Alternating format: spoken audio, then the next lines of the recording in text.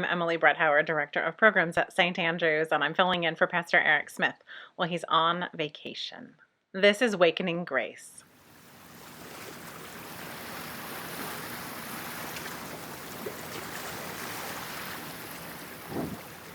A few weeks ago, we included a video on hope in the Sunday worship. In getting things together for that project, I had to ask a lot of people to record themselves answering the question, what brings you hope?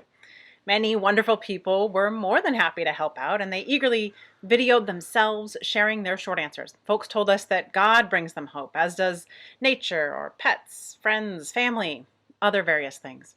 But I did get a few responses from people who decided they didn't feel that they could participate because they couldn't think of something that really brought them hope right at this moment in time. Some conversations ensued wherein I asked how they were doing. And pretty universally, they were not depressed, they were not down, but there wasn't really any one thing they could point to and say, that brings me hope. While that might seem strange to some, I have to admit that I understand. These are weird times, and hope might be in short supply for some of us. This makes me think of a line from the musical Hamilton, written by Lin-Manuel Miranda.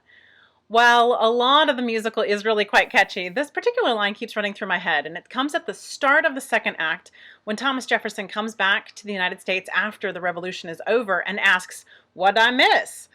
The answer is, of course, he missed a lot.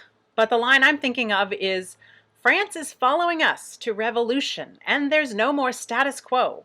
But the sun comes up and the world still spins." There is no more status quo. The ground does seem to have shifted. And just as we're adjusting to the new way of things, it seems to shift again. Perhaps you and I have not lived through such drastic paradigm shifts as this one, but there have been others in our collective human history. And in fact, our collective human history has survived other pandemics before. But think of the revolution.